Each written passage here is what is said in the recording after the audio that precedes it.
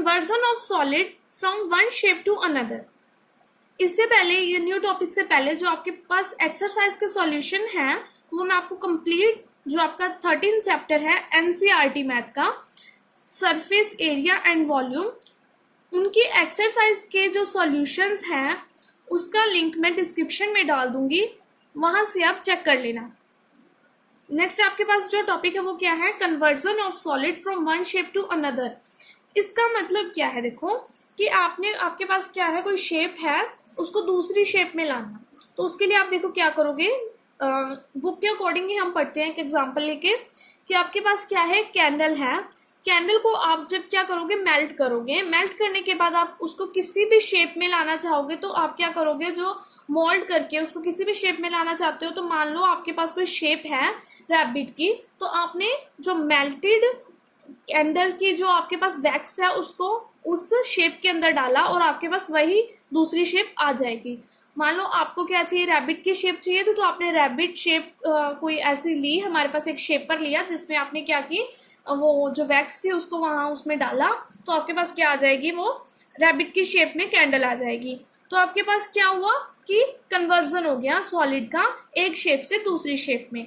ठीक है, तो एक एग्जांपल के थ्रू देखते हैं हम। देखो क्या है कि जो कोन है हाइट की, आपके पास हाइट की, a cone of height 24 centimetre and radius of base is 6 centimetre is made up of modelling clay. A child reshapes is in the form of sphere, find the radius of sphere. आपको क्या करना है, देखो radius find करनी है sphere की। पहले question समझो कि क्वेश्चन क्या है, कि कौन है उसकी हाइट आपके पास क्या है 24 सेंटीमीटर है, और जो रेडियस है उसके बेस की वो क्या है 6 सेंटीमीटर है। वो किससे बनी है, आपके पास मॉडलिंग क्ले से बनी है। और जो चाइल्ड है उसको बार बार रीशेप से बार बार उसकी शेप को क्या कर रहा है, चेंज कर रहा है। और आप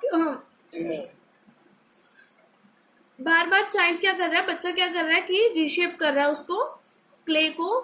तो उसने क्या बना दिया, एक स्फीयर बना दिया। स्फीयर की आपको क्या फाइंड करनी है, रेडियस फाइंड करनी है। तो देखो कैसे करेंगे, आपके पास वॉल्यूम क्या होता है कौन का, 1/3 पाई आर स्क्वायर एच। तो आपके पास क्या है 1/3 पाई आर, आपके पास क्या है, रेडियस आपको दे रखी है बेस की 6 सेंटीमीटर और हाइट भी आपको क्या दे रखी है 24 सेंटीमीटर। तो इससे आपने क्या निकाली, वैल्यू निकाली। और आपके पास जो वॉल्यूम होता है स्फीयर का वो क्या होता है 4/3 पाई आर क्यूब, आपके पास वॉल्यूम होता है स्फीयर का ये।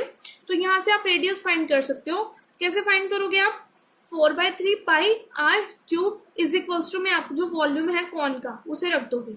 ठीक है, तो देखो क्या किया आपने, दोनों को इक्वल रख दिया। देन आपके पास क्या आया, सॉल्व करने के बाद आपने 3 से 3 आपके पास कैंसिल हो गया, और जो ये मल्टीप्लाई में 4 था वो आपके पास डिवाइड में चला गया। डिवाइड में जाने के बाद आपकी जो आपने मल्टीप्लिकेशन डिवाइड करके आपने सॉल्व करके रेडियस निकाली, वो क्या है आपके पास 6 सेंटीमीटर, आपके पास रेडियस आई स्फीयर की 6 सेंटीमीटर। नेक्स्ट एक और एग्जांपल देखते हैं। देखो कि copper rod of diameter 1 centimetre and length 8 centimetre is drawn into a wire of length 8 metre of uniform thickness, find the thickness of wire। आपको थिकनेस फाइंड करनी है वायर की। तो देखो सबसे पहले क्वेश्चन क्या है कि एक कॉपर की रोड है, उसके आपको जो डायमीटर दे रखा है वो 1 सेंटीमीटर है और जो लेंथ है वो 8 सेंटीमीटर है वायर की, जो कॉपर की दे रखी है आपको। लेंथ आपके पास क्या है 18 जो आपके पास 18 मीटर है वो आपके पास क्या है थिकनेस है। ठीक है, उसकी मोटाई है। तो वॉल्यूम रॉड की क्या होगी आपके पास pi into 1/2 square into 8 centimetre cube, यानी कि आपके पास जो वॉल्यूम होगी रॉड की वो क्या होगी 2 pi centimetre square, sorry pi R square H, आपके पास ये फॉर्मूला होगा। देन आपके पास क्या आ जाएगा कि pi as it is r radius आपके पास एंड हाइट जो आपके पास लेंथ जो दे रखी है वो क्या दे रखी है 8 सेंटीमीटर दे रखी है। तो आपके पास से सॉल्व करने के बाद क्या आ जाएगा 2 पाई सेंटीमीटर क्यूब। तो लेंथ है जो न्यू वायर की सेम वॉल्यूम से वो आपके पास क्या आ जाएगी 18 मीटर में आपका, तो उसको सेंटीमीटर में चेंज करने के लिए 1800 सेंटीमीटर। देन आप रेडियस निकालोगे, रेडियस कैसे निकालोगे, तो आपके पास फॉर्मूला क्या है पाई आर स्क्वायर इंटू में आपके पास जो लेंथ आई आपके पास यानी कि जो हाइट है या लेंथ है तो वो ले लोगे आपके पास पाई आर स्क्वायर एच। देन वो किसके इक्वल आएगी रॉड की इक्वल आ जाएगी, जो न्यू वायर है वो किसके इक्वल आ जाएगी रॉड के। देन यहाँ से आप इजीली क्या निकाल सकते हो रेडियस निकाल सकते हो, आपके पास क्या आएगी 1/30। नेक्स्ट आपके पास क्या है फ्रस्टम ऑफ अ कोन।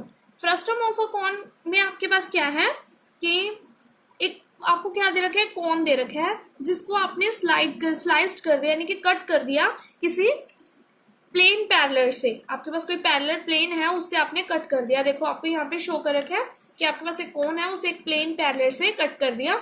तो कट करने के बाद वो आपके पास क्या हो गया, दो पार्ट्स में डिवाइड हो गया, दो सेपरेट पार्ट्स हो गए। देन आपके पास जो ये नीचे वाला पोर्शन आया, उसके जो ऊपर वाला ये बेस एरिया है ना, इसको बोलेंगे हम फ्रस्टम ऑफ अ कोन। जो आपके पास जो दूसरा ये जो बच्चा है, ये पार्ट बच्चा है, इसको आपने बोला फ्रस्टम ऑफ अ कोन। तो देखो इसको एक एग्जांपल के थ्रू समझते हैं हम। पहले आप फॉर्मूले देख लो कि फॉर्मूले क्या यूज होंगे। Volume of the frustum of the cone, आपके पास क्या होगा, volume of frustum of the cone 1/3 pi h r1 square r2 square plus में r1 into r2। Curve surface area of frustum of the cone आपके पास क्या होगा, जो curve surface area of frustum of cone का पाई r1 plus r2 आपके पास क्या हो जाएगी, लेंथ।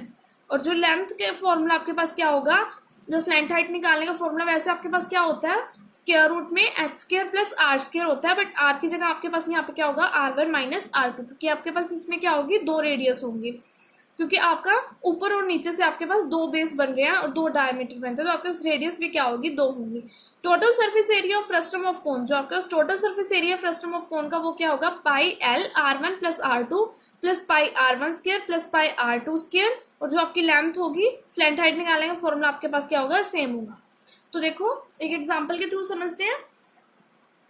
क्या है कि एक हनुमप्पा है और उसकी वाइफ है Gannamma are busy making jaggery out of sugar cane juice. क्या है कि वो गन्ने का जो जूस है, शुगर केन जूस, गन्ने के जूस में से गुड़ बना रही हैं। क्या बना रहे हैं, जैगरी। जैगरी का मतलब होता है आपके पास गुड़। वो क्या बनाने में बिजी है, जो हनुमप्पा एंड गन्नम्मा है, दोनों हस्बैंड वाइफ, वो क्या बना रहे हैं, गन्ने के जूस में से गुड़ बनाने में व्यस्त है। They have process the sugar cane juice to make the molasses. वो शुगर केन जूस से आपको, मोलासिस का मतलब भी आपके पास गुड़ होता है। शुगर केन यानी कि गन्ने के जूस से वो क्या बना रहे हैं, गुड़ बना रहे हैं, उस प्रोसेस में वो लगे हुए हैं। Which is poured into mold in the shape of frustum, a cone having diameter of its two circular faces। आपके पास क्या है कि वो उसको मोल्ड करके, जो उसको ढाल रहे हैं किसी शेप में, वो क्या है, फ्रस्टम ऑफ अ कोन, जिसमें आपके पास जो डायमीटर है वो क्या है, आपके पास 2 सर्कुलर फेसेस का है। तो वो क्या आपके पास, एक 30 सेंटीमीटर है, एक 35 सेंटीमीटर है, और जो उसकी हाइट है वो आपके पास क्या है, 14 सेंटीमीटर है। If each centimetre of molasses has mass about 1.2 ग्राम। इसका मतलब क्या है कि आपके पास जो हर सेंटीमीटर क्यूब जो गुड़ का मास है, वो यानी कि वेट है, वो कितना है, 1.2 ग्राम के आसपास, यानी कि अबाउट, लगभग है। Find the mass of molasses. आपको क्या फाइंड करना है, गुड़ का आपको मास यानी कि वेट फाइंड करना है। That can be poured into each mould. वो क्या है कि मोल्ड कर रहा है, मतलब कि हर एक उस सांचे में उसको ढाल रहा है। तो मतलब जो शेप बना रहे हैं वो कितना, कैसे, क्या हो रहा है, उसके बारे में हम मास फाइंड करेंगे, कितने मतलब आपके पास मास आएगा गुड़ का। ठीक है।